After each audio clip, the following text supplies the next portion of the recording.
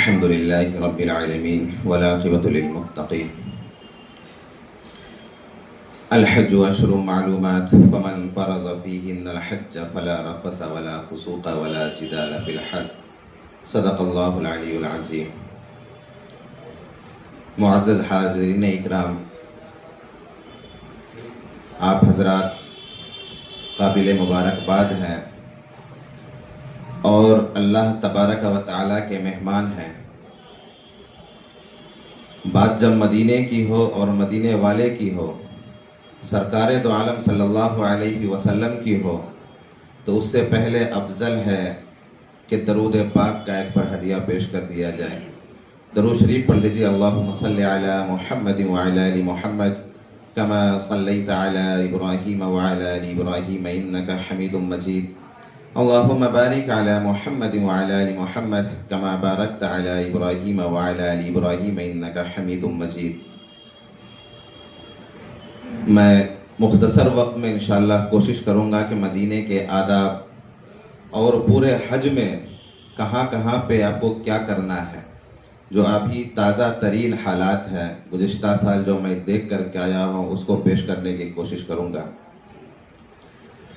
ابھی آپ حضرات کے سامنے میں نے قرآن کریم کی ایک آیت کا ایک ٹکڑا پڑھا. گفتگو وہیں سے شروع کرتا ہوں کہ اللہ تبارک و تعالیٰ نے فرمایا الحج اشہر معلومات فمن فرض فیہن الحج فلا رفث ولا فسوق. اور نبی کریم صلی اللہ علیہ وسلم نے بھی ارشاد فرمایا کہ جو بندہ حج کے لیے جائے، جو بندہ حج کے لیے جائے، خالص نیت کے ساتھ جائے اور اس حج میں اس سے کوئی غلطی نہ ہو، فحش گوئی نہ ہو، کوئی گناہ نہ ہو، کسی سے لڑائی جھگڑا نہ ہو، جب اللہ کو راضی کرنے کے لیے صرف وہ اس تمام چیزوں کا اہتمام پابندی کے ساتھ حج کرے گا، تو جب حج سے وہ واپس آئے گا تو گویا اس کے مانند ہوگا جس طرح سے جو بچہ ابھی ماں کے پیٹ سے پیدا ہوتا ہے وہ گناہ سے بالکل پاک اور صاف ہوتا ہے. ویسے ہی حاجیوں کی مثال ہے کہ جب وہ حاجی وہاں سے واپس آتا ہے تو اس بچے کی طرح بالکل گناہوں سے پاک اور صاف ہوتا ہے. تو سب سے پہلے ہم ارادہ کریں، نیت کریں کہ ہم کو اللہ تبارک و تعالیٰ نے منتخب کیا ہے، ہم کو چنا ہے، ورنہ ہماری طاقت نہیں کہ ہم اس جگہ پہ پہنچ سکیں. اب دیکھیں ہمارے جیسے ہمارے علاقے میں بہت ہیں، لیکن اس جگہ پہ آدمی نہ تو اپنی پہنچ کی بنا پہ پہنچ سکتا ہے، نہ پیسے کی بدولت پہنچ سکتا ہے. جب تک کہ اللہ تبارک و تعالیٰ کی وہاں سے بلاہٹ نہ آ جائے، اللہ رب العالمین راضی نہ ہو جائے، تب تک وہاں ہم نہیں پہنچ سکتے. تو اللہ تبارک و تعالیٰ نے آپ کو چنا ہے، منتخب کیا ہے. تمام ضلع میں آپ دیکھیں کہ آپ کو چن کر کے اللہ وہاں جانے کی توفیق بخشی ہے. جب یہ موقع ہمیں ہاتھ لگا ہے تو ہم یہ نیت کریں کہ ہمارے جانے کا خالص ارادہ وہاں رب کی رضا ہو، کہ ہم اللہ کو راضی کرنے کے لیے وہاں جائیں. ہم رفث اور فسوق سب کو چھوڑ دیں، دکھاوے کے لیے ہم نہ جائیں کہ ہم وہاں سے آئے تو لوگ ہمیں حاجی کہنا شروع کر دیں، وہاں سے آنے کے بعد جو ہے کہ ہمارا مقام اونچا ہو جائے. نہیں، صرف ہمارے دلوں میں یہ بات ہونی چاہیے کہ میں وہاں جاؤں اور اللہ کو راضی کروں. جو برائیاں ہمارے پاس ابھی موجود ہے میں حج کے بعد ان تمام چیزوں کو چھوڑ دوں گا، ان تمام چیزوں سے، ان برائیوں سے میں توبہ کر لوں گا. اگر اس ارادے سے ہم جائیں گے تو واقعی میں وہ حج جو ہے ہمارا قابل قبول ہوگا اور ہماری زندگی میں تبدیلی آئے گی. اور حج کی قبولیت کی ایک علامت یہ بھی ہے کہ جب بندہ حج سے واپس آتا ہے اور جو عادت میں وہ مبتلا ہو اس سے اگر باز آنے کی اس کو توفیق مل گئی تو یہ بھی حج مقبول کی علامت میں ہے. بہر کیف میں بات کو لمبی نہ کروں، چونکہ ابھی سب سے پہلے مدینہ جانا ہوگا. ابھی جن کی فلائٹ ہوگی تو وہ پہلے مدینہ جائیں گے. تو مدینہ جانے کے کچھ آداب ہیں. اب مدینہ ہم جائیں اور یوں ہی خالی چلے جائیں تو یہ گوارا نہیں ہے. اب دیکھیں کہ اگر ہم اپنے معاشرے میں، اپنے محلے میں کسی کے یہاں اگر ہم مہمان کے طور پر جائیں تو خالی ہاتھ اگر ہم چلے جائیں یہ اچھا نہیں لگتا، یہ گوارا نہیں. ہم جا کہاں رہے ہیں؟ محمد الرسول اللہ صلی اللہ علیہ وسلم کے روضے پہ، ان کے دیار میں ہم جا رہے ہیں، اور وہاں ہم جائیں اور خالی یوں ہی ہم اٹھ کر چلے جائیں تو یہ اچھی بات نہیں ہے. اب سوال ہے کہ وہاں کے لیے ہم لے کر کے کیا جائیں، کون سی چیز ہے جو وہاں ہم لے کر کے جائیں؟ تو وہاں لے کر جانے کے لیے سب سے بہترین چیز جو ہے وہ یہ ہے کہ کم سے کم ہم کوشش کریں کہ وہاں جانے سے پہلے ایک قرآن کریم ہم مکمل کر لیں. اگر ہو سکے تو کوشش کریں کہ ایک قرآن کریم ہم مکمل کر لیں. اس کے بعد درود شریف کا ہدیہ ہم اپنے اندر ذخیرہ کر لیں. جتنا ہو 1000 2000 جتنا ہم پڑھ سکیں اتنا درود پاک ہم پڑھیں. کچھ مخصوص صورتیں ہیں جس کو ہم پڑھیں اور سب کا ایصال ثواب ہم محمد الرسول اللہ کو پہنچا دیں. اس سے بہتر اور کوئی چیز نہ ہو کہ ہم محمد الرسول اللہ کے روضہ پر جائیں, ان کے دیار میں جائیں اور ان کے لیے ہم قرآن کریم کا تحفہ لے کر کے جائیں, درود شریف کا ہدیہ لے کر کے جائیں, سورہ کا ہم وہاں ہدیہ پیش کریں. اس سے بڑھ کر اور کوئی چیز نہیں. تو ہم وہاں جائیں تو کوشش کریں کہ ان چیزوں کو ہم کم سے کم قرآن کی صورتیں, سورہ یاسین ہے اور وہ بھی یاد نہ ہو تو چلتے پھرتے اٹھتے بیٹھتے کم سے کم سورہ کوثر, انا اعطیناک کل کوثر جو سورہ ہے اس کو ہم جتنا پڑھ لیں, سورہ اخلاص ہے قل واللہ احد اس کو ہم جتنا پڑھ لیں, درود شریف جتنا پڑھ لیں, ہم سب کا ایصال ثواب وہاں پہنچائیں. اب جب ہم وہاں پہنچیں گے تو وہاں کے کچھ شرائط ہیں. شرائط کیا ہے کہ جب ہم وہاں جائیں تو ادب کا, چونکہ جب ہم مدینہ پہنچیں گے تو سب سے پہلے نیت یہ کرے کہ ہم ہر ایک کام سنت کے مطابق کریں گے انشاءاللہ. جب سنت کے مطابق ہم نیت کر لیں گے تو انما الاعمال بالنیات, اعمال کا دار و مدار نیت پر ہوتا ہے. جب ہم دل میں یہ عہد کر لیں گے کہ ہم ہر ایک کام کا انجام سنت کے مطابق دیں گے تو اللہ غفور الرحیم ہمارے لیے آسان کر دے گا سنت پر چلنا. اب ہم وہاں جب پہنچے تو سب سے پہلے ہم وہاں جا کر کے غسل کر لیں, غسل کریں. غسل کرنے کے بعد عمدہ لباس پہنیں. اس کے بعد ہم مسجد نبوی کے لیے نکلیں. مسجد نبوی کے لیے بھی ہم جب اپنے روم سے ہوٹل سے نکلیں تو راستے میں یہ رہے خیال کہ ہم فضول گفتگو فحش گوئی نہ کریں. موبائل نکال کر فوراً ہم موبائل سے ویڈیو بنانا, سیلفی بنانا نہ شروع کریں. درود شریف ہم پڑھتے ہوئے جائیں. مسجد نبوی میں داخل ہوں, اگر مکروہ وقت نہ ہو تو ہم وہاں جا کر کے تحیت المسجد 2 رکعت ادا کریں جو مسجد کا حق ہمارے اوپر ہے. اس کے بعد اگر نماز کا وقت ہو تو نماز ہم ادا کر لیں. سنت نوافل سے فارغ ہونے کے بعد ہم 2 رکعت صلاۃ التوبہ پڑھ لیں. صلاۃ التوبہ پڑھنے کے بعد ہم اللہ سے وہاں دعا کریں, اپنے گناہوں پر آمادہ ہو, توبہ استغفار کریں کہ اے اللہ میں اس قابل نہیں تھا کہ میں اس جگہ آ سکتا تھا, یہاں آنے کے لائق میں نہیں تھا, میں تو بہت گناہگار بندہ تھا, لیکن اللہ تیرا شکر ہے کہ تو نے مجھے یہاں پہنچایا ہے. اے اللہ جب تو مجھے یہاں پہنچا دیا ہے تیرا رحم و کرم ہوا تو اے اللہ تو ہمارے خطاؤں کو معاف کر دے. ہم وہاں صلاۃ التوبہ پڑھ کر کے ہم اللہ سے دعا کریں, اپنے لیے دعا کریں, اپنے دوست رشتہ دار اقارب کے لیے, اپنے ملک کے لیے, تمام امت مسلمہ کے لیے ہم دعا کریں. اس کے بعد اب وہاں سے ہم نکلے روضہ رسول پر جانے کے لیے. روضہ رسول پر جب ہم سلام پیش کرنے جائیں گے تو وہاں کیا اکثر غلطی جو میں نے گزشتہ سال دیکھا کہ لوگ نکلتے ہیں اور دوڑتے ہوئے دم پہلے ہم کے چکر میں, اب اس میں کتنے لوگوں کو چوٹ لگتی ہے, دھکا لگ جاتا ہے. یہ ادب کے خلاف ہے, چونکہ وہاں قدم بھی رکھنا ہے سنبھل کے. مسجد نبوی ہے, روضہ رسول پر ہم جا رہے ہیں, جس جگہ پر ہم قدم رکھ رہے ہیں اس جگہ پر رسول اللہ کا بھی قدم پڑا ہوگا, اس جگہ پر نہ جانے کتنے انبیاء کا قدم پڑا ہوگا, اس جگہ پر صحابہ اکرام کا قدم پڑا ہوگا, اور اسی جگہ پر حضرت جبرائیل علیہ السلام بھی اللہ کے رسول کے پاس آیا کرتے تھے. تو یہ چیز ہمارے ذہن میں ہونی چاہیے کہ جب ہم جائیں تو ادب کے ساتھ, وہاں احترام کے ساتھ جائیں.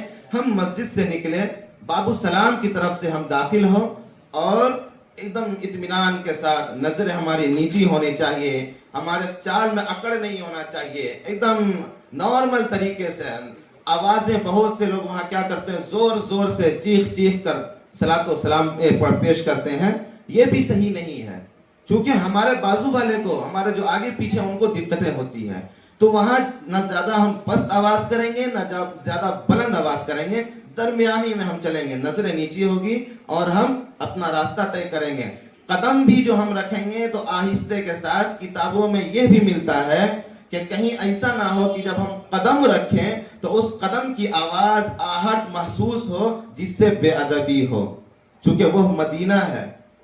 اس کا مقام، اس مقام کا کوئی جواب نہیں ہے.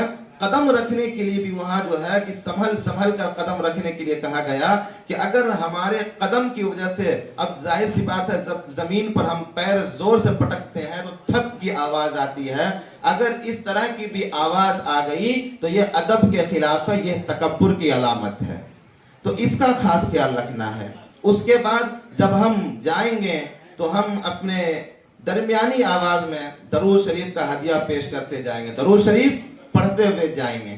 اب جب ہم روضہ رسول کے پاس پہنچیں گے تو سب سے پہلی جالی جو ہے، جو سب سے پہلی جالی ہے، لوگ سمجھتے ہیں کہ یہی آقا دو عالم صلی اللہ علیہ وسلم کی قبر مبارک ہے. لوگ کیا، میں بھی سمجھا تھا شروع میں، لیکن وہاں جانے کے بعد پتا چلا کہ نہیں، وہ جالی جو ہے وہ آپ صلی اللہ علیہ وسلم کا روضہ مبارک نہیں ہے. وہ حضرت عیسیٰ علیہ السلام جب دنیا میں پھر سے تشریف فرما ہوں گے اور جب دنیا سے رخصت کریں گے تو ان کے لیے وہ جگہ رکھی گئی ہے. پہلی جالی حضرت عیسیٰ علیہ السلام کے لیے وہ جگہ مخصوص ہے، ان کو رکھی گئی ہے. دوسری جالی جہاں پر اوپر میں آپ دیکھیں گے لکھا ہوا ہے محمد الرسول اللہ، اور پھر قرآنی آیت بھی لکھی ہوئی ہے ان اللہ و ملائکتہ یصلون علی النبی. وہاں جب ہم پہنچیں گے تو وہاں ہم صلاۃ و سلام پیش کریں گے. صلاۃ و سلام پیش کرنے کا طریقہ کیا ہے کہ بہت سے حضرات گزشتہ سال میں دیکھا کہ صلاۃ و سلام پیش کرنے کا طریقہ نہیں معلوم ہے، یا وہاں جا کر کے پوچھ رہے ہیں، وہاں جا کر کے سیکھ رہے ہیں. اب سوال یہ ہے کہ ہمارے گروپ میں اگر کوئی ویسے ہو، عالم علماء ہو تو بتا دیں، اگر کوئی نہ ہو تو پھر تو ہم پہلے تیاری کریں، وہاں جائیں اور جانے کے بعد سلام پیش کرنے کا طریقہ یہ ہے، ہم تحیات میں پڑھتے ہیں السلام علیک ایھا النبی ورحمۃ اللہ وبرکاتہ، یہ ہو گیا. اس کے بعد الصلاۃ والسلام علیک یا رسول اللہ، الصلاۃ والسلام علیک یا حبیب اللہ، الصلاۃ والسلام علیک یا نورا من نور اللہ. ان طرح کے الفاظ سے آپ سلام پیش کر سکتے ہیں جو آپ کو آسانی ہو. اور کتابوں میں یہ بھی ملتا ہے کہ آپ کو جس زبان میں آئے اس زبان میں آپ اپنی زبان میں سلام پیش کر سکتے ہیں. سمجھ گئے؟ کوئی ضروری نہیں عربی میں، آپ اپنی زبان میں بھی سلام پیش کر سکتے ہیں. اس کے بعد وہاں سے آگے بڑھنے کے بعد ہاں ایک بات اور عرض کر دوں کہ اب جب آپ جائیں گے تو بہت سارے احباب ایسے ہوں گے جو آپ کو سلام کی عرضی پیش کریں گے کہ میری طرف سے بھی آپ روضہ رسول پر سلام پیش کر دیجئے گا. اب وہ سلام کیسے پیش کرنا ہے؟ میرے سے خود گزشتہ سال کتنے لوگوں نے پوچھا، الحمدللہ ہمارے گروپ میں 4 علماء تھے جو ہم لوگوں نے ہینڈل کیا. اب وہ سلام پیش کرنے کا طریقہ یہ ہے الصلاۃ والسلام علیک یا رسول اللہ من جانب فلاں. اب جیسے مثلا ڈاکٹر صاحب کی طرف سے سلام پیش کرنا، انہوں نے آپ سے گزارش کی سلام پیش کر دیجئے الصلاۃ والسلام علیک یا رسول اللہ من جانب ڈاکٹر انور صاحب. تو یہ سلام پیش کر دوسرے کی طرف سے پیش کرنے کا طریقہ ہے. اب اس کے بعد آپ جب تھوڑا سا آگے بڑھیں گے، بات مختصر اس لیے کروں کہ اور بھی وہاں فضائل ہے، لیکن آپ کو رکنے نہیں دیا جائے گا. وہاں پہ اتنی بھیڑ ہوتی ہے کہ وہاں پہ آپ کو رکنے نہیں دیا جائے گا. اس کے بعد وہاں سے آپ تھوڑا آگے بڑھیں گے تو تیسری جالی آئے گی جس میں حضرت ابو بکر صدیق رضی اللہ تعالیٰ عنہ آرام فرما ہے. وہاں پہ آپ کو وہاں بھی سلام عرض کرنا ہے الصلاۃ والسلام علیک یا خلیفۃ رسول اللہ، الصلاۃ والسلام علیک یا ابی بکر صدیق رضی اللہ تعالیٰ عنہ، یہ سلام پیش کرنے کا. اب تھوڑا سا اور آپ آگے بڑھیں گے تو حضرت عمر بن خطاب رضی اللہ تعالیٰ عنہ کے لاسٹ والی جالی جو چوتھی جالی ہے اس میں حضرت عمر بن خطاب رضی اللہ تعالیٰ عنہ آرام فرما ہے. وہاں بھی آپ کو سلام پیش کرنا ہے الصلاۃ والسلام علیک یا عمر بن خطاب رضی اللہ تعالیٰ عنہ. اب اگر آپ کی قسمت آپ کو وہاں پہ رکنے کا موقع مل جائے، پولیس والے نہ ہٹائیں، تو آپ وہاں پہ ایک کام ضرور کر لیں. ایک کام یہ میرا مشورہ ہے، ضرور کر لیں. آپ وہاں کھڑے ہو کر کے سب سے پہلے اپنے ایمان کا گواہ محمد الرسول اللہ کو بنا دیں. وہ کیسے؟ ہم وہاں کھڑے ہوئیں گے اور کلمہ طیبہ پڑھیں گے. اپنے دل میں، زور سے پڑھنے کی ضرورت نہیں ہے، اپنے دل میں پڑھیں گے اور کہیں گے یا رسول اللہ میرے ایمان کی حفاظت کا ذمہ داری آپ لے لیجئے. اس کے بعد آپ ہماری شفاعت کی ذمہ داری لے لیجئے. جتنے لوگوں کے لیے آپ سفارش کریں گے ان میں میرا بھی نام وہاں موجود، اور اللہ سے آپ ہماری بخشش کا ذریعہ بن جائیے. یہ ایمان کی حفاظت کا ہم نے ذمہ محمد الرسول اللہ کے حوالے دے دیا. اب جنت البقیع والا جو دروازہ ہے ادھر سے ہم باب البقیع کی طرف سے باہر نکل جائیں گے اور آپ 2 رکعت شکرانے کی نماز ادا کر لیں. 2 رکعت शुक्राने की नमाज अदा कर लें। शुक्राने की नमाज इसलिए कि अल्लाह ने मुझे वहां पहुंचने का मौका दिया, अल्लाह ने खैर खूबी के साथ मस्जिद नबवी में पहुंचा भी दिया, और उसके बाद आका दो आलम सल्लल्लाहु अलैहि वसल्लम के रोज़े की ज़ियारत भी करा दी। तो अल्लाह का शुक्र है, अब हमारे ऊपर हक है कि हम अल्लाह के हक को अदा करें। तो शुक्राने की 2 रकात नमाज हम अदा कर लें। ये तो वहां हो गया। अब आपको क्या करना है, मस्जिद नबवी में जब आप जाएंगे ना, वाकई में वो समा हम बयान नहीं कर सकते, इतनी लज्जत वहां आपको महसूस होगी, इतनी लज्जत। और जितनी इबादत आप मदीने में 7 से 8 दिन में कर लेंगे, मक्का में उतनी इबादत नहीं हो पाती है। अब क्यों नहीं हो पाती है उसको भी मैं इंशाअल्लाह मुख्तसर में बयान करूंगा। तो अब वहां जाने के बाद सबसे पहली चीज आपको यह ख्याल रखना है कि 40 वक्त की नमाज हमें वहां मिलेगी, सिर्फ 40 वक्त की ही नमाज। अब उसको हम तकबीर ऊला के साथ मस्जिद नबवी में अदा करने की कोशिश करें। मस्जिद नबवी में तकबीर ऊला के साथ अदा करने की कोशिश करें, चूंकि हमें फायदा हो रहा है। जब हम वहां पहुंच गए हैं तो हम अपना नुकसान क्यों करें। किताबों में मिलता है कि एक नमाज बाजमात वहां अदा करने पे 50,000 नमाजों का सवाब मिलता है। तो हम ऐसे जो हमें अल्लाह तबारक व तआला ऐसा मुयस्सर अजीम तोहफा दिया है, हम उसको क्यों ज़ाया करें। एक चीज़ और बता दूं कि जब मस्जिद नबवी में आप नमाज अदा करेंगे तो वहाँ हर नमाज में आपको जनाजे की नमाज मिलती है। हर नमाज में अक्सर लोग कंफ्यूज करते हैं, होता क्या है, सलाम फिराया और उसके बाद वहाँ एलाउंस होता है अस्सलातु अलल अमवात यरहमुकुमुल्लाह, अरबी में कि जनाजे की नमाज भी है, लेकिन लोग समझ नहीं पाते। जैसे ही सलाम फिराया फौरन सुन्नत के लिए नियत बांध लेते हैं, एक रिकात पढ़ते हैं, फौरन जनाजे की नमाज शुरू हो जाती है। अब मालूम चला तो ये भी हमारे लिए जनाजे की नमाज फर्ज किफाया, ये भी पढ़ना हमारे लिए सवाब है। और मदीने में जनाजे की नमाज, मदीना और मक्का दोनों जगह आपको मिलता है। हमारे साथ हज में थे, यहाँ बैठे हुए हैं, उनसे भी आप पूछ सकते हैं। हम लोग अल्हम्दुलिल्लाह बहुत अच्छे से रहे। तो वहाँ पे आपको थोड़ा 2 मिनट इंतजार कर लेना है।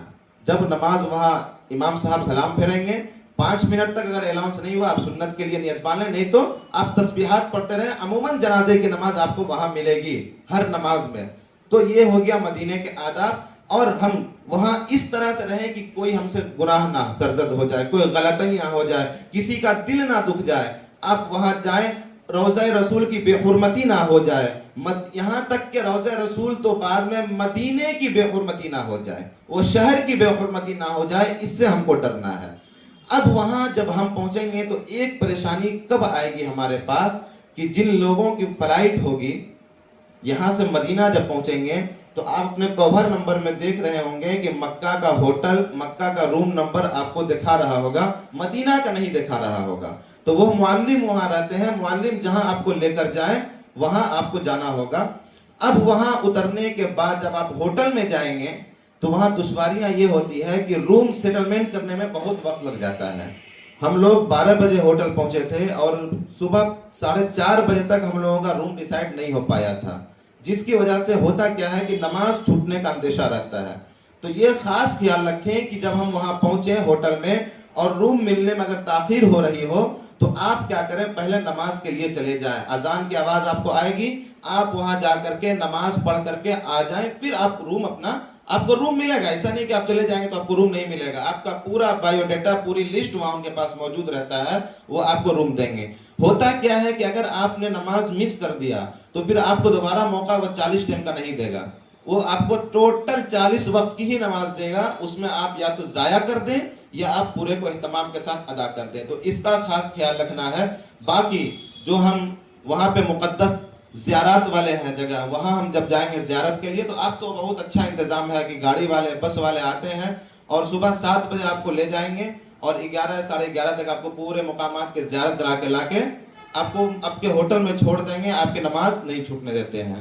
अब वहाँ से जब हम मक्का के लिए निकलेंगे, ये तो मदीने का हो गया सफ़र अल्हम्दुलिल्लाह। वहाँ से जब हम मक्का के लिए निकलेंगे तो रास्ते में मीकात पड़ता है मस्जिद जुल हुज़ैफा, जहाँ पे होता क्या है कि अक्सर लोग वहाँ जा करके, और ये ज़रूरी है वहाँ, चूँकि हम जब हुदूद में आएंगे ना, हरम के हुदूद में जब दाखिल होंगे तो हमारे ऊपर उम्रा करना ज़रूरी होता है।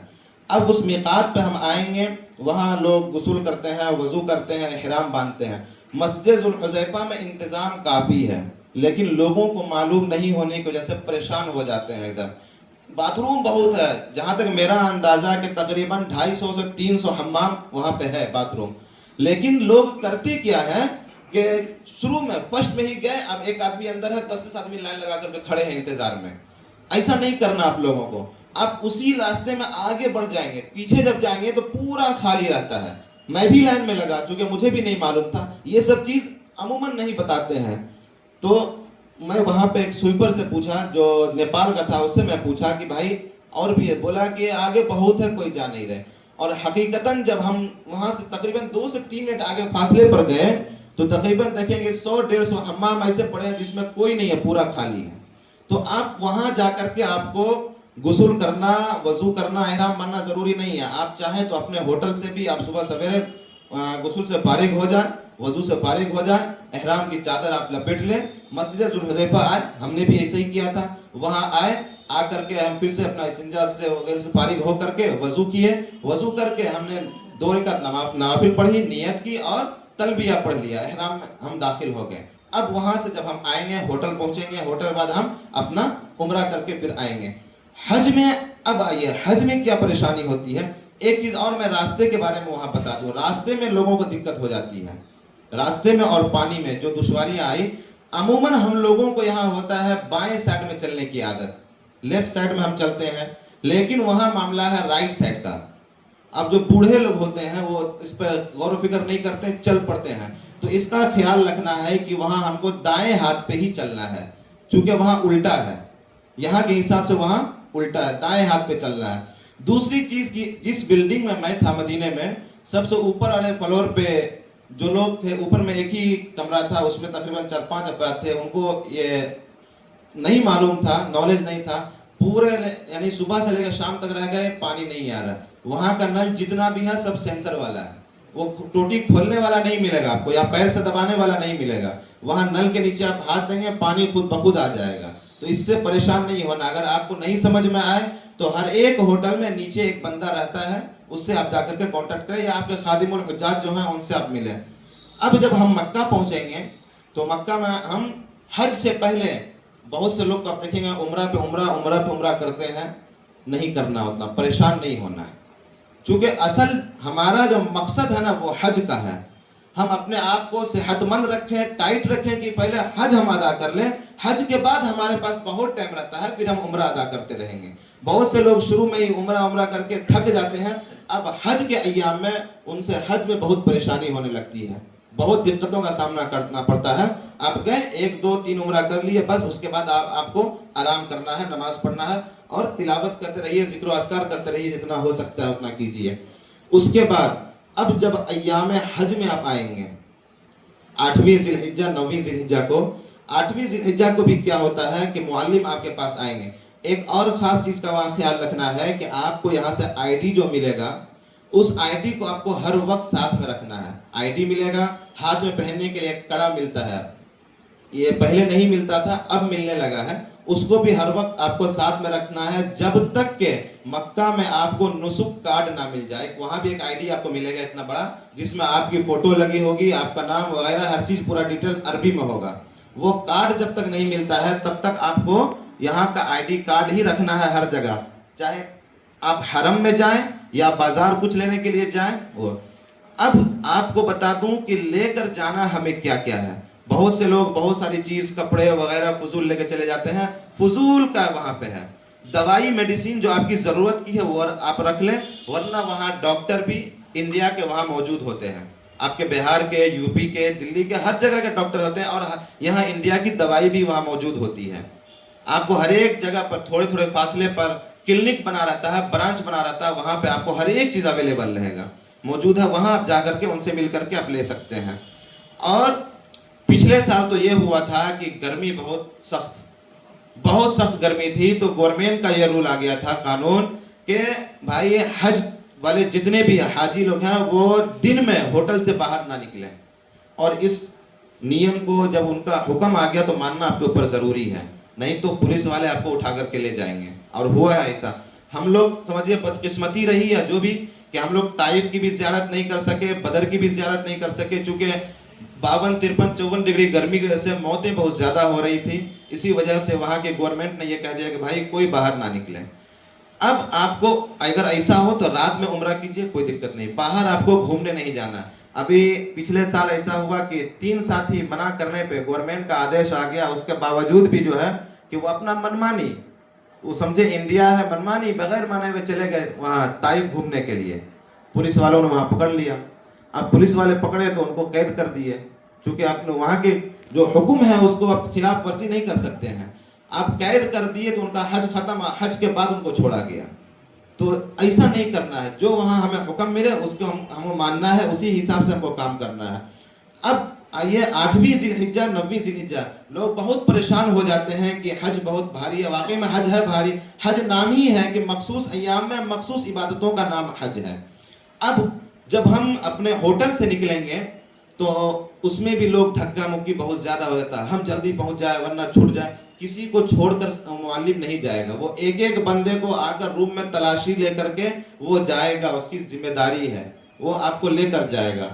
اب جب آپ وہاں سے مینا کے لیے نکلیں گے، یا 8 کو آپ کو شام میں لے جائے، صبح میں لے جائے، جس وقت لے جائے میدان مینا کے لیے، تو آپ اپنے ساتھ زیادہ، بہت سے لوگ دیکھتے ہیں بیگ ہے، 2 بیگ، اوڑھنا بچھونا سب رکھ لیتے ہیں. کوئی ضرورت نہیں ہے اس کو رکھنے کی، آپ کے لیے وہاں انتظام رہتا ہے. بس ساتھ میں آپ احرام باندھ لیں گے، ایک جازم رکھ لیں یا ایک چٹائی رکھ لیں. چٹائی بھی نہ رکھیں، جازم رکھ لیں تو کافی ہے. وہ کھانے پینے کا کچھ سوکھا تھوڑا سا رکھ لیں، کھانا پینا ہی ملتا ہے لیکن سوکھی کچھ کھجور رکھ لیں یا نمکین وغیرہ کچھ رکھ لیں تھوڑا سا مختصر میں. آپ وہاں جائیں گے مینا میں آپ کا قیام. مینا میں کبھی کبھی ہوتا ہے کہ خیمہ چھوٹا پڑ جاتا ہے. گزشتہ سال اب ہم لوگ 10 آدمی ایسے تھے جس کو مینا میں جگہ نہیں ملی، مینا میں خیمہ چھوٹا پڑ گیا، اب ہم لوگ کو جگہ نہیں ملی، ہم لوگ روڈ پہ بیٹھ کر کے گزارا کیے. اب مینا میں اب دیکھیے کیا ہے، ہم نے قرآن کریم کی آیت پڑھی تھی فلا رفث ولا فسوق، کہ اللہ کے نبی نے فرمایا کہ جو حج کر کے آئے اور اس میں گناہ نہ کرے، فحش گوئی نہ کرے، کسی کو شکوہ گلا نہ کرے. میں میدان مینا کی بات بتا رہا ہوں، اللہ شاہد ہے، میں قسم کھا کے کہہ سکتا ہوں، میں نے وہاں پہ دیکھا لوگوں کو، عمر دراز لوگوں کو، کہ خیمے کے اندر جا کر کے لڑائی جھگڑا گالی گلوچ کرتے ہوئے میں اپنے آنکھوں سے دیکھا، اپنے کانوں سے سنا. ماسٹر حلیم صاحب ابھی نہیں آئے ہیں، وہ بھی دیکھے، ہمارے ساتھ میں تھے، کہ جگہ کے لیے ہوتا ہے وہاں جگہ، چونکہ میدان مینا میں جگہ کم ہے، اتنا چوڑا آپ کو بیڈ ملے گا، وہ گدا، اسی پہ آپ کو آرام کرنا ہے بس. اب اس کے لیے جو ہے کہ لوگ وہاں پہ گالی گلوچ تک، احرام پہنے ہوئے ہیں، آپ احرام کی چادر لپیٹے ہوئے ہیں، نیت کیے ہوئے ہیں، اور آپ گالی بک رہے ہیں، دوسرے سے لڑ رہے ہیں. کیا فائدہ ہے؟ کیا فائدہ ہے؟ فحش گوئی آپ کر ہی رہے ہیں، آپ بد نظری کر ہی رہے ہیں. تو اس کا خاص خیال رکھنا ہے کہ دوسرے کو ہم تکلیف نہ پہنچائیں، ہم مشقت جھیل لیں. حج نام ہے مشقت کا ہی، محنت کا ہی، اسی لیے تو کہا گیا کہ حج جوانی کی عبادت ہے، جوانی میں کرنا بہتر و اولی ہے. اب وہاں جب مینا ہم پہنچیں گے نا تو وہاں پہ دیکھیں اگر جگہ ہے تو ٹھیک ہے. اچھا، ان 3 دنوں میں ہم تو رب کی عبادت کریں گے ہی، لیکن اپنے ذات سے بھی جتنا ہو سکے ہم دوسروں کی مدد کریں، دوسروں کو ہم ہیلپ کریں، تو اس میں بھی اللہ بہت خوش ہوتا ہے. ہو سکتا ہے کہ ہماری بخشش کا ذریعہ یہی بن جائے، ہمارا حج کی قبولیت کا ذریعہ یہی بن جائے. اب کوئی بندہ پیاسا ہے، پانی میرے پاس ہے، ہم اس کو بڑھا دیے. میرے پاس دوائیں ہیں، کسی کی طبیعت خراب ہو رہی ہے، ہم اس کو دے دیے. یہ چھوٹی چھوٹی نیکی اس میں کرنی ہے. اب وہاں پہ کیا غلطی ہوتی ہے، اکثر لوگ کیا کرتے ہیں، ہم نے اپنے خیمے میں دیکھا، کھانا آتا ہے، کھانا لا کر کے دیتے ہیں، ہر چیز کا آپ کو کھانا ملے گا، ناشتہ ملے گا، جوس ملے گا، آپ کو ہر چیز، کھجور کی پیکٹیں، زمزم سب لا کے دے گا. اب وہ لوگ خود کہتے ہیں، معلم لوگ کہتے ہیں آپ جگہ پہ بیٹھے رہیں، ہم آپ کو دیتے ہیں. لیکن ہم لوگ بے صبرے اور ناشکرے اتنے ہوتے ہیں کہ وہ ہاتھ میں لے کر آئے گا اور ہم ٹوٹ پڑتے ہیں اس کے اوپر. ہم نے دیکھا ہے اس چیز کو، اسی لیے بیان کر رہا ہوں کہ ٹوٹ پڑتے ہیں. اب ایک ایک آدمی 5-5 10 جوس کے ڈبی لے کر کے بیگ میں رکھ لیتا ہے. کھانا آیا، ایک ایک آدمی 2-2 3-3 ڈبہ کھانا لے کر کے رکھ لے رہا ہے. پیچھے والے کو کھانا نہیں مل رہا، جو لاسٹ میں بیٹھا وہ بھوکا ہے، اور آپ 3-3 ڈبہ کھانا لے کر رکھے ہیں. کیسا حج ہے بھائی؟ اللہ کے نبی نے تو یہ حکم نہیں دیا. اللہ نے کہا کہ اپنا خیال، دوسروں کا خیال، اپنے سے زیادہ خیال رکھو. ایک کھانا اگر آپ لیں، دوسرا آپ دوسرے کو بڑھا دیں. اور حقیقت ہم نے دیکھا کہ وہی جوس، جس جوس کو ہم نے دیکھا کہ سر وہاں پہ لوگ ایک دم جھپٹا مار کر لوٹے تھے، جب حج سے ہم فارغ ہوئے 13वीं ज़िलहिज्जा के बाद जब हम आए होटल में, तो देख रहे फ्रिज में वो तकरीबन 8-10 डब्बी रखी हुई है, फ्रिज में जूस की बाटल है। कैसा हमारा नीयत है जरा बताइए। कि हम तो वहां भी पहुंच करके धोखेबाजी कर रहे हैं, वहां भी हमारा नीयत साफ नहीं है। हम कहाँ हैं? मीना में हैं, अल्लाह को राजी करने गए और नीयत हमारा सही नहीं है। तो इस चीज का खास ख्याल रखें, सब्र से हम काम लें। सब्र, अभी तो हमारे पास हर चीज इंतजाम है, पानी, खाना, जूस, शरबत, सब, पंखा तक आपको लाके दिया जा रहा है। जरा उस दौर को याद कीजिए जब सहाबा इकराम और अंबिया इकराम हज किया करते थे। उस वक्त ना खेमा था, ना कुछ था, रेत, चिलचिलाती धूप। उस वक्त का क्या हाल होगा, हम उसको तो याद करें, हैं? तो इसका खास ख्याल रखें कि अगर मीना में हमारे पास जगह की दिक्कत हो जाए तो हम दूसरे को जगह दे दें, हम बाहर में बैठ के भी गुजार। हमने खुद 10 आदमी और हमारे साथ खुद जो हमारे खादिमुल हुज्जाज थे मुफ्ती जाहिद कमर साहब, वो रोड पर बैठ करके गुजारे हैं हम लोग मीना का पूरे दिन। चिलचिलाती हुई धूप, तपिश। हमने कहा कि हो सकता है ये अल्लाह की आजमाइश हो, अल्लाह को यही मंजूर हो। किसी तरह से दिक्कत से हमने मास्टर हलीम साहब को एक जगह मुहैया करवाया कि आप यहाँ पे आराम कीजिए। हम लोग 10 ऐसे थे, 4 हैदराबाद के साथी थे, 3 हम लोग थे यहाँ के, एक हमारे जो खादिम और हुज्जाज थे वो। हम लोग वहाँ रोड पे बैठ करके गुजारे पूरे दिन। बस तस्बीहात मीना में करना क्या, नमाज, छोटे छोटे खेमे रहते हैं, अपना नमाज पढ़ना है, जिक्र अस्कार करते रहना, तिलावत करते रहना है। अब देखिए वहां भी लोगों के अंदर क्या है कि मोबाइल में सारे लोग मुब्तला हैं। सारे लोग, ये मोबाइल बड़ी बीमारी है, मोबाइल हर जगह जो है ना दिक्कत कर देता है, तो इससे बचाना है। हाँ, एक काम मोबाइल से जरूरी लेना है कि जब आप मीना में पहुंचेंगे और अरफात में पहुंचेंगे तो चूंकि सारा खेमा उजला उजला, सारे का लिबास उजला उजला, अब वहां पे अगर आप बिछड़ गए ना तो बहुत दिक्कत होती है। तो वहां पे सबसे पहले क्या करना है कि जो मोबाइल के जानकार हो, होशियार हो, वो अपने खेमा में पहुंचने के बाद वहां का लोकेशन जो है अपने ग्रुप वाले को या अपने रिश्तेदारों को जो है उनको शेयर कर दें। आप सबसे पहले उस लोकेशन व्हाट्सएप पे जब आप शेयर कर देंगे, उनको बता देंगे, ट्रेन कर देंगे पहले। अब क्या होगा, अगर आप जरूरत के तौर पे इस्तिंजा के लिए गए, बाथरूम के लिए गए या पानी लेने के लिए गए और आप अपने खेमे से बिछड़ गए, ऊपर में पिलर नंबर भी दिया रहता है लेकिन वो जहन में लोगों को नहीं रह पाता है, अब वो मोबाइल आपको आपके खेमे तक पहुंचा देगा। कुछ नहीं करना है, लोकेशन आपको शेयर किया गया, व्हाट्सएप खोलना है, उस लोकेशन को टच करना है, आपको वो लोकेशन सीधा आपके खेमा तक लेकर के आ जाएगा, कहीं आप नहीं भुलाएंगे। ये चीज हम लोग भी किए थे, तो इसका खास ख्याल रखें। उसके बाद मीना में आप नमाज पढ़ते रहिए, मोबाइल से बचते रहिए। मैदान मीना में हमने खुद नमाज पढ़ाई और बाद नमाज असर हमने जोहर या असर गालिबन हमने दुआ करा दी, इज्तिमाई दुआ। इस पर लोगों का एतराज हो गया कि ये आप सल्लल्लाहु अलैहि वसल्लम से साबित है क्या? हमने कहा आप सल्लल्लाहु अलैहि वसल्लम से तो साबित नहीं है, लेकिन यहाँ पर देख रहे हैं इतने ऐसे अफराद हैं जिनको दुआ करने नहीं आ रहा है, ना वो इबादत कर रहे हैं, ना जिक्र अस्कार कर रहे हैं, हंसी मजाक कर रहे हैं।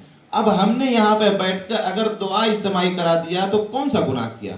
तो खैर बाहर के वैसे लोग होते हैं, उसका ये नहीं करना है। वहाँ जितनी इबादत करें, उसके बाद आपको रात में ही उम्मीद है कि अरफात के लिए बस लग जाएगी, लेके मुअल्लिम चले जाएंगे। अगर रात में नहीं लेके गए तो 9 तारीख को, असल जो हज है वो 9 है, 9वीं ज़िलहिज्जा, जिसको यौम अरफा कहा जाता है।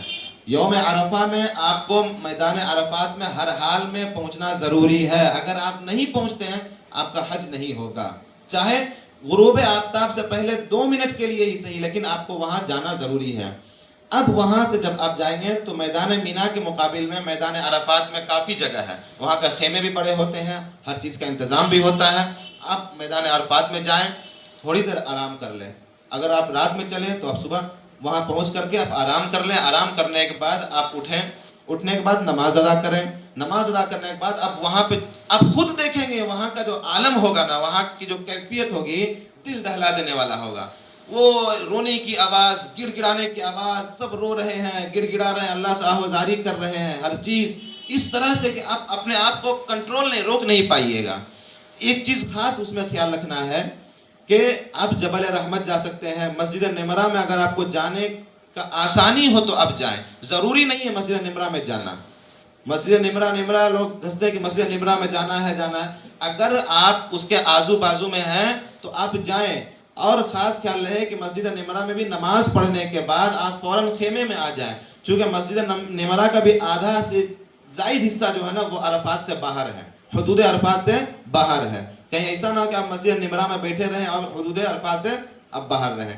تو اگر ہو تو نہیں تو آپ اپنے خیمے میں نماز پڑھیں، جبل رحمت جائیں، اور وہاں سے آنے کے بعد آپ وہاں ایک خاص چیز کا خیال رکھنا ہے. لوگ کیا کرتے ہیں کہ 3 بجے، جہاں 3 بجا وہاں سے نکلنا شروع کر دیتے ہیں، وہاں سے نکلنا شروع کر دیتے ہیں. اس کا خاص خیال رکھنا ہے آپ کو. وہاں سے غروب آفتاب ہونے پہ ہی نکلنا ہے. غروب آفتاب کے بعد جب آپ نکلیں گے وہاں سے، تو وہاں سے اب آپ کو مزدلفہ جانا ہے. مزدلفہ میں بھی الحمدللہ اب ہر چیز کا انتظام ہے. ہم لوگوں کو بتایا گیا تھا کہ وہاں پہ پانی کی قلت ہے، باتھ روم کی قلت ہے، یہ، لیکن الحمدللہ ہر چیز کا انتظام ہے. اب وہاں سے جب آپ نکلیں، اس کے بعد جو ہے کہ جن کے ساتھ میں عمر دراز آدمی ہیں، جن کے ساتھ میں والد ہے، والدین ہیں، وہ کیا کریں، بس انتظام وہاں رہتا ہے. عرفات سے مزدلفہ آنے کے لیے بس کا بھی انتظام ہے. تھوڑا وقت لگتا ہے، آپ بس سے آئیں. آپ جذبات میں چونکہ بہت سارے لوگ ہیں، ہم لوگ خود وہاں سے 14 کلومیٹر کا فاصلہ ہے مزدلفہ، پیدل ہم لوگ بھی آئے، بہت سارے لوگ آتے ہیں، تو آپ لوگ نہ آئیں چونکہ جن کے ساتھ عمر دراز لوگ ہیں. بس سے آپ مزدلفہ. مزدلفہ میں بھی بہت سے لوگ کیا کرتے ہیں کہ حدود سے پہلے ہی بیٹھ جاتے ہیں. تو آپ مزدلفہ میں آگے جائیں، اور بہتر یہ ہے کہ ایک دم آگے جا کر کے وہاں پہ ایک مسجد ہے مزدلفہ میں، مسجد مشعر الحرام، جس میں آپ صلی اللہ علیہ وسلم بھی اسی جگہ پر قیام کیے تھے. تو اگر ہو سکے آپ اس کے قریب جا کر کے بیٹھیں، بس اس کے بعد فجر کی نماز پڑھے. وہاں سے آپ جب جمرات کے لیے جائیں گے تو بہت آسانی ہوگا آپ کو جانے میں، کنکری مار کر کے آپ آئے. لیکن ان سب چیزوں میں ایک مسائل کو اور میں بیان کر دوں کہ اکثر مسئلہ وہاں یہ آتا ہے احرام کا. لوگ کہتے ہیں کہ احرام، اب میں گیا باتھ روم میں احرام لٹا گیا، اب میں کیا کروں، دم واجب ہو گیا. نہیں، احرام کہتے کس کو ہے؟ احرام کہتے ہیں نیت کو. یہ تولیہ لپیٹ لینا جو ہے نا، یہ احرام نہیں ہے. احرام نیت ہے. اب اگر آپ کو 5 دفعے ضرورت پڑ گئی احرام چینج کرنے کی، آپ احرام چینج کر سکتے ہیں. کوئی اس میں نہ دم واجب ہوگا نہ صدقہ، کچھ نہیں کرنا ہے. آپ کا احرام گندا ہو گیا، آپ احرام بدل سکتے ہیں. آپ باتھ روم گئے، آپ کا احرام لٹا گیا، آپ چادر چینج کر سکتے ہیں، اس میں کوئی حرج نہیں ہے.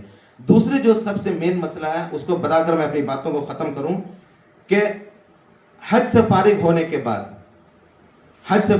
کے بعد لوگ کیا کرتے ہیں کہ عمرہ میں یا صرف طواف کے لیے، یہ ضروری مسائل ہے اسی لیے میں اس کو بتا دوں کہ وہاں گورنمنٹ یہ نیم لگا دیتا ہے حج کے دوران کہ آپ جو عمرہ والے ہیں وہی نیچے سے جا کر کے احرام کی حالت میں طواف کریں.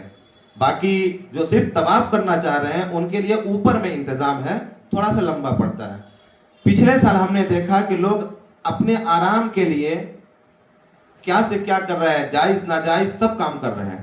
ہم نے دارالعلوم دیوبند سے مخاطب کیا اس چیز کو، اچھے سے ہم نے غور و فکر اس پہ کیا، تو دارالعلوم دیوبند نے بھی یہ فتویٰ ملا کہ نہیں، یہ ناجائز ہے، یہ نہیں کرنا چاہیے. وہ کیا ہے کہ لوگ صرف نیچے طواف کرنے کے لیے ماسٹر صاحب احرام لپیٹ لیتے ہیں اور جا کے نیچے سے صرف طواف کریں تاکہ ہم آسانی سے جلدی سے چلے آئیں. وہاں پہ حکم یہ ہے، گورنمنٹ نے کہہ دیا ہے کہ حج کے بعد تقریباً 1 ہفتے تک کھلا رہتا ہے طواف زیارت کرنے کے لیے. تو آپ 12 سے پہلے کر لیں، اس کے باوجود بھی طواف اب کرنے کے لیے کھلا رہتا ہے، آپ جا کر سکتے ہیں. جب آپ کو نافذ ہو گیا کہ اب نہیں، تو آپ صرف احرام لپیٹ کر کے وہاں صرف طواف کی نیت سے نہ جائیں. یہ جائز نہیں ہے، یہ دھوکہ دینا ہے. اللہ کے نبی نے فرمایا جو دھوکہ دے وہ ہم میں سے نہیں ہے، اور ہم کعبۃ اللہ میں پہنچ کر کے اپنے آرام کے لیے ہم دھوکہ دے رہے ہیں اور دوسرے کو ہم تکلیف پہنچا رہے ہیں.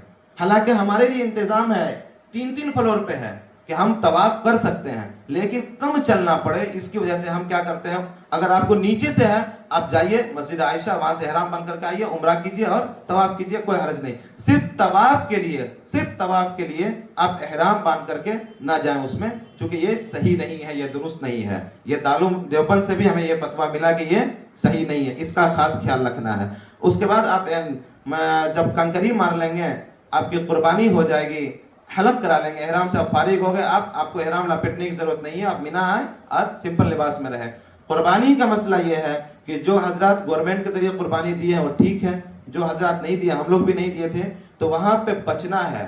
فراڈ بہت آتے ہیں، وہاں پہ بہت آتے ہیں جو آپ کو دکھا کر لیں گے، ویسے نہیں. اگر جو جمع کر دیے اور ٹھیک نہیں کیے ہوں گے تو ہے ہمارے ایک تعلقات والے مفتی صاحب، وہ 18 سال سے رہ رہے ہیں. ہم نے بھی اپنی قربانی کروائی تھی، اور یہاں پہ چچا بیٹھے وہ ان کی بھی قربانی، وہ آ کے آپ کی خود آپ سے مل لیں گے، آپ کو قربانی جانور دکھا دیں گے، قربانی کر دیں گے، قربانی کا گوشت آپ تک بھی پہنچا دیں گے. تو اللہ تبارک و تعالیٰ سے دعا کریں کہ اللہ تبارک و تعالیٰ ہم سب کے حج کو قبول فرمائے، اور صحیح طریقے سے بغیر کسی دکھاوے کے سادگی کے ساتھ حج کرنے کی توفیق مرحمت فرمائے. اور جب اللہ تبارک و تعالیٰ ہم لوگ کو وہاں سے لوٹائے حج کر کے، تو بالکل گناہوں سے پاک و صاف کر دے. اللہ تبارک و تعالیٰ کہیں سنی ہوئی باتوں پر عمل پیرا ہونے کی توفیق مرحمت فرمائے. السلام علیکم ورحمۃ اللہ وبرکاتہ.